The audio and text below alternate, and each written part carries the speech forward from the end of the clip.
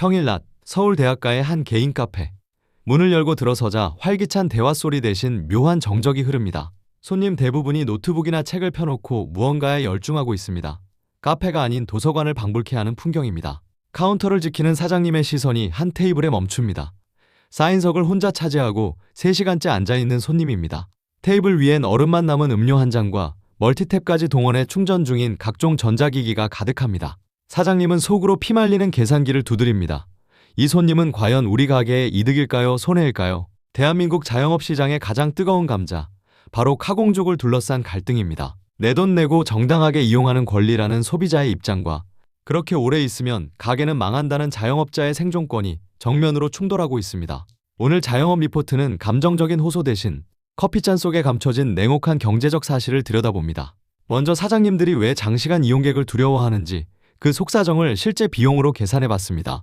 여기 5,000원짜리 아메리카노 한 잔이 있습니다. 이 중 원두, 컵, 빨대, 뚜껑 등 순수 재료비로 평균 약 1,500원 정도가 빠져나갑니다. 남은 3,500원이 사장님의 순수익일까요?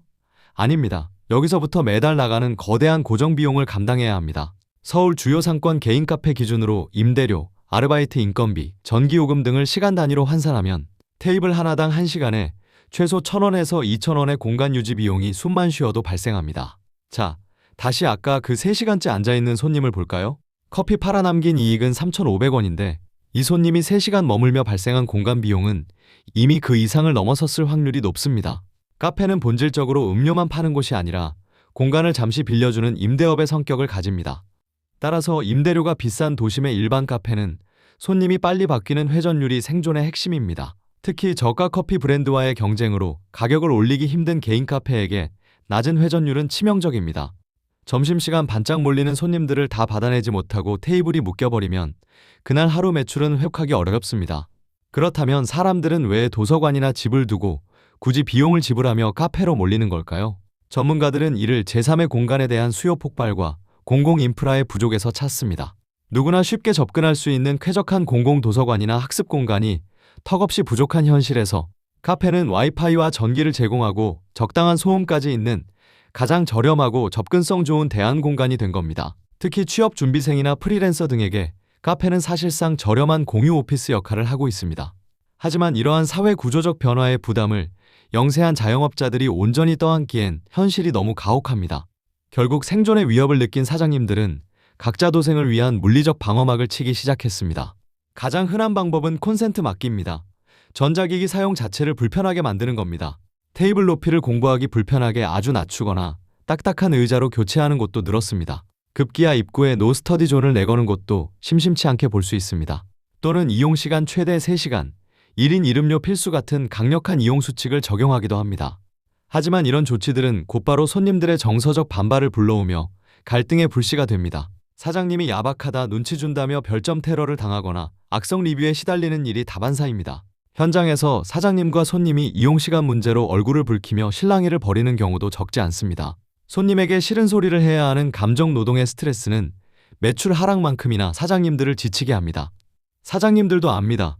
손님을 막는 것이 결코 근본적인 해결책이 아니며 장기적으로 가게 이미지에 타격이라는 것을요. 오죽하면 이렇게까지 하겠습니까? 저희도 월세는 내고 살아야죠. 반면 한두 시간 정도 잠깐 머물다 가려던 일반 손님들까지 덩달아 눈치를 보게 되는 애꿎은 상황도 벌어집니다.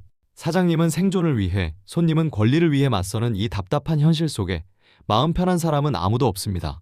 전문가들은 카페가 공공의 역할까지 떠안게 된 기형적인 구조 속에서 갈등이 필연적으로 발생한다고 지적합니다. 그런데 여기 이러한 흐름과는 정반대로 카공족을 적극적으로 환영하는 카페들도 있습니다. 이들은 도대체 어떻게 수익을 내는 걸까요? 이들은 일반 카페와는 완전히 다른 비즈니스 모델을 가지고 있습니다. 첫 번째 전략은 확실한 가격 정책입니다. 회전율을 포기한 대신 객단가를 높이는 방식입니다. 기본 음료 가격을 높게 책정하거나 일정 시간이 지나면 의무적으로 추가 주문을 해야 하는 룰을 적용합니다. 아예 스터디 카페처럼 음료값이 포함된 시간제 이용권을 판매하여 머무는 시간 자체에 값을 매기기도 합니다. 두 번째는 타겟의 명확화입니다. 이들은 대화하러 온 손님을 과감히 포기하고 공부하는 손님에게만 집중합니다. 조명부터 책상 높이까지 공부에 최적화된 환경을 제공하여 확실한 충성 고객층을 확보하는 틈새 시장 전략입니다. 또한 손님들이 각자 공부에 집중하기 때문에 상대적으로 인력 투입이 적어 인건비를 절감하는 효과도 있습니다. 결국 일반 카페의 사장님들이 힘든 이유는 대화 공간의 비용으로 학습 공간을 제공해야 하는 모순된 상황 때문입니다. 지금의 구조로는 동네의 평범한 작은 카페들이 이 부담을 모두 감당하기엔 역부족이라는 사실입니다. 해외에서는 커피 가격을 테이크아웃과 매장 이용으로 이원화하거나 시간제 카페 모델을 도입하는 등 공간 이용에 대한 정당한 대가를 지불하는 문화가 시도되고 있습니다. 우리에게도 변화된 환경에 맞는 새로운 카페 이용 에티켓에 대한 사회적 합의가 필요한 시점입니다. 배려는 강요할 수 없지만 카페라는 공간의 지속 가능성을 위해서는 최소한의 룰이 필요하니까요. 지금 이 순간에도 전국의 수많은 카페 사장님들은 계산기와 시계 사이에서 피마르는 전쟁을 치르고 있습니다. 5,000원 커피 한 잔에 담긴 그 무거운 현실의 무게를 한 번쯤은 같이 고민해봤으면 합니다. 여러분이 생각하는 적당한 카페 이용 시간은 얼마인가요?